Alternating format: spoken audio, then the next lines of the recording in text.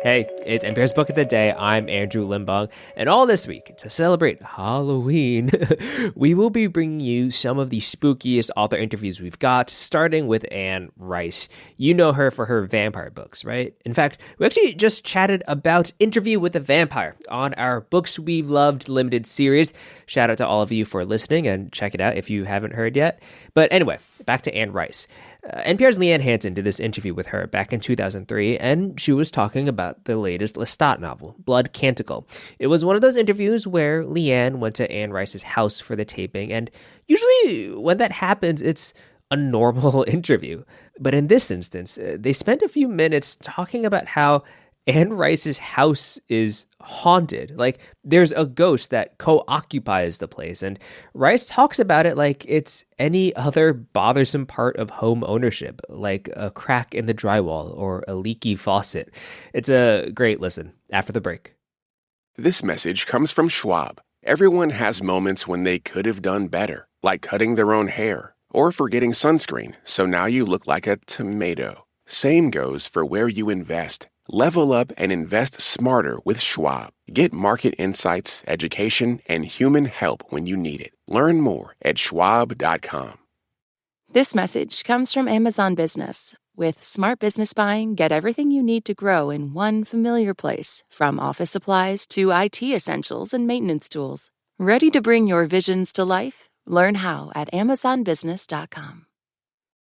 Over the past quarter century, novelist Anne Rice has spun supernatural tales of vampires, witches, and ghosts, often set in her native New Orleans. Rice gained fame in 1976 with Interview with the Vampire, the first volume of her Vampire Chronicles. The book introduced Lestat, a Louisiana aristocrat made immortal by a vampire's kiss. Anne Rice still writes about Lestat, the so-called brat prince of vampires. She reads from her new novel, Blood Canticle. I'm the vampire Lestat, the most potent and lovable vampire ever created. A supernatural knockout, 200 years old, but fixed forever in the form of a 20-year-old male with features and figure you'd die for, and just might. I'm endlessly resourceful and undeniably charming. Death, disease, time, gravity, they mean nothing to me. Only two things are my enemy. Daylight, because it renders me completely lifeless and vulnerable to the burning rays of the sun, and conscience. In other words, I'm a condemned inhabitant of eternal night and an eternally tormented bloodseeker. Doesn't that make me sound irresistible? Anne Rice lives and works in a stately Greek Revival mansion in the Garden District of New Orleans.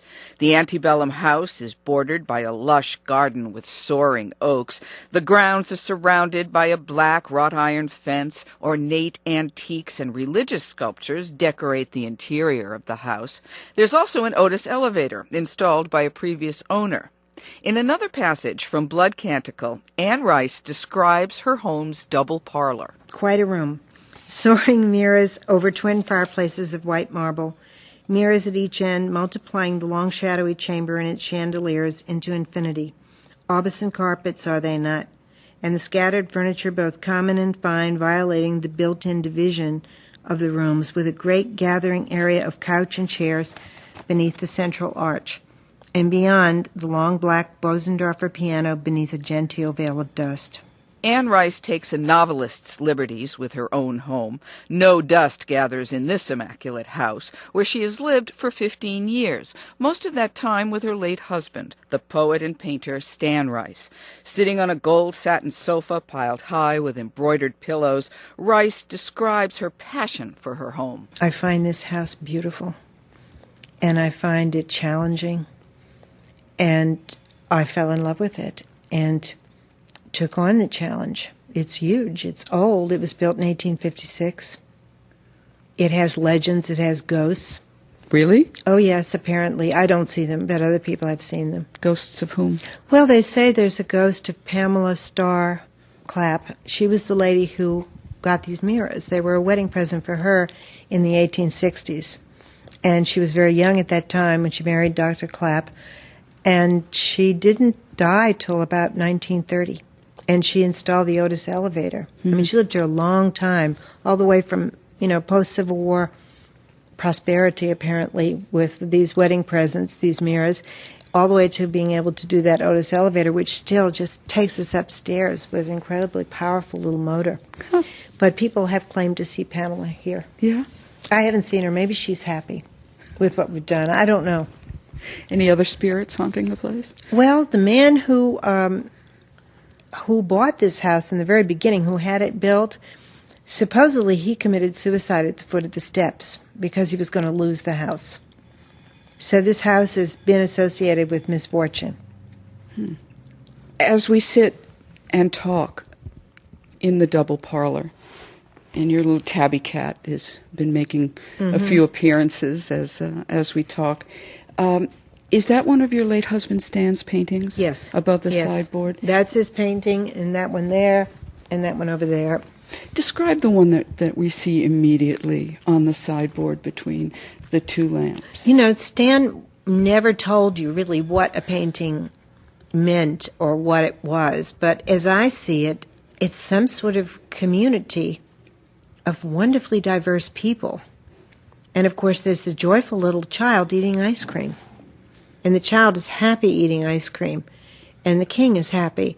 And all those things hovering behind can't harm him. That's how I see it, but I don't know how Stan would have described it. How many cats do you have? 7? Oh, well, 3 of them have decided to come and check us out, Yeah. haven't they? Yeah. They're all Siberian cats, and they're wonderful cats. And They're- very quiet. They are quiet. They live a silent life, but they are very intelligent.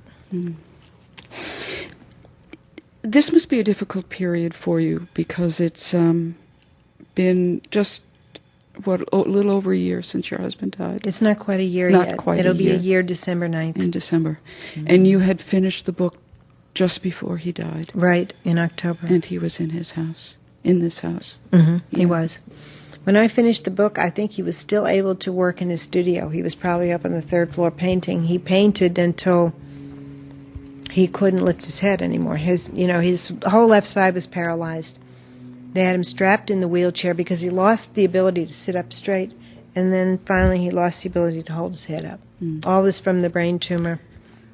And he was still tied up there, figuring some way to tie his head, get it up so he could paint. He painted 3 paintings after the diagnosis. He died in less than 4 months Yeah. from finding out that he had the tumor. Have you dreamt about him? I don't think I have. I wondered about that because there is a scene in Blood Canticle where one of your characters say, if you dream about the dead, particularly one who was beloved, and he or she is smiling, it means that she's in heaven. And I've Right. heard various stories. And I wondered if his paintings are still in his house. Is the presence still here? Is Stan still a part of this house? In some ways, yes, and in some ways, no. You know, we were very independent of each other in many respects. And I'm not sure that his presence is that strong in this house. There's something overwhelming about this house itself. It can absorb anything.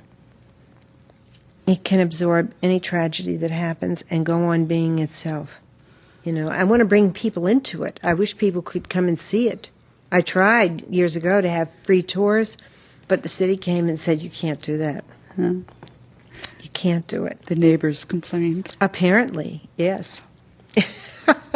But I felt it was an obligation to show people this house. That people come to the Garden District, tourists come. I thought they should see the interior. Why not? Let them see it. A grand staircase dominates the entry foyer, but naturally, we took the elevator for our tour. What beautiful paintings in here, though. Yeah. It's done by a very nice man. He likes to paint stuff like this. He did the ceiling beautifully, too. I was very pleased. Oh, I see my sister changed the light. My sister goes around putting these crystal light fixtures everywhere. It really helps. Let me just open this We have door. arrived. And there we are on the 2nd floor.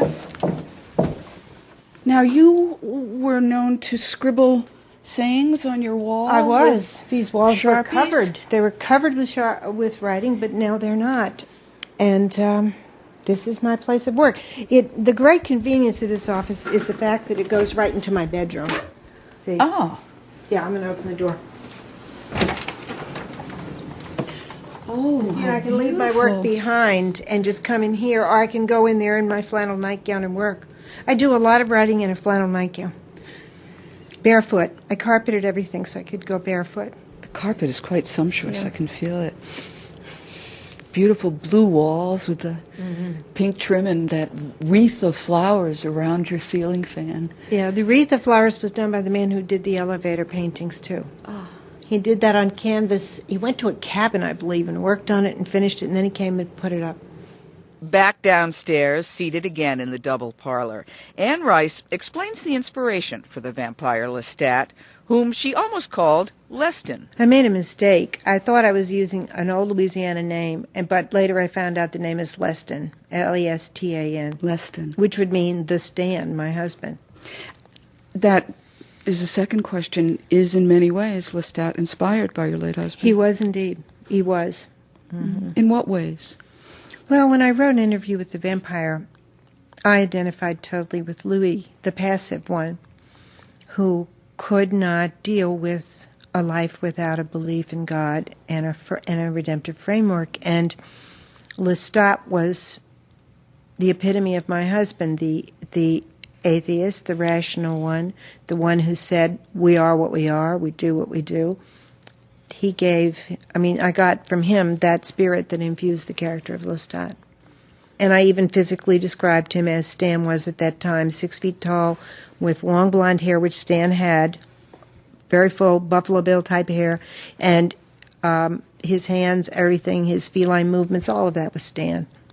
That book was written after the death of your first child from leukemia, childhood leukemia, when she was 5. Yes, 4. it was. Right afterwards. Yeah. You had said that when you wrote that book that there was no God. What about now? I believe there is a God. I believe that he will and can intervene at times, but that most of the time he does not. And that things that are unfolding do have meanings. My return to the Catholic Church was a very emotional one. It happened in 1998 after 30 years of being away. I wanted to return to communion. I wanted to return. I wanted to receive the Lord, and I believed that the miracle took place when the priest said the words, "This is my body, this is my blood." And Stan agreed to marry me in the church, and that happened in December of 98. But there is in me a terrible fear that life is meaningless. And that's what Stan believed. And that's what he believed, as far as I know, right up until he died. But I don't think he discovered after death that it was meaningless. I think he discovered something else. And that's the mystery of it, because he can't tell you. Well, he can't tell me, but a very interesting thing happened. I did a reading with John Edward by phone. And John, the psychic, John Edward? The psychic. I know John Edward, and he spoke of Stan in the third person. He is, so forth and so on. And the things that he told me in that reading could only have come from Stan. And he told me just precious information about Stan and where Stan was at. And basically, it was proof of the hereafter. The one thing I can say that he said, which really bowled me over, was Stan was never able to find a place in the world you created. And it was absolutely the truth. And that reading was a very potent and astonishing thing for me. I wonder why my heart doesn't totally embrace it and say he's there, he's happy, he's talked to me, he's all right. I understand how the apostles could see Jesus walking on water and still doubt things, because this happens to you and you believe it completely, but then your rational mind says the next day, it probably wasn't that way. he probably is gone. I mean, there's probably no hereafter. There's probably nothing. Do you know what I mean? It's hard to believe in the miracle you witnessed. As Luke says in the parable about Lazarus and the rich man, if they don't believe Moses and the prophets, they wouldn't believe if a man rose from the dead. And they didn't, and they don't. Anne Rice, her new novel, Blood Canticle, The Vampire Chronicles, is published by Knopf. Mrs. Rice, thank you so much for inviting us into your home. Oh, please call me Anne, and I am delighted to have you.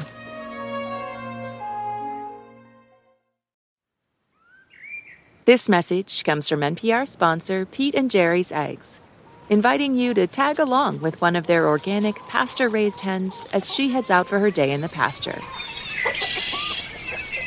She and her friends start to roam and forage, hunting for tasty organic snacks. And with 108 square feet per hen, there's plenty of space for everyone. Under the open sky, they can hear songbirds nesting in the trees. They bask in the sounds of nature as they prepare to lay their rich, delicious eggs. And when the sun starts to set, the crickets begin to sing. Time to catch one last squiggly snack before bedtime. To learn more about Pete and Jerry's organic pasture-raised eggs and the certified humane farms where their hens roam, visit peteandjerrys.com.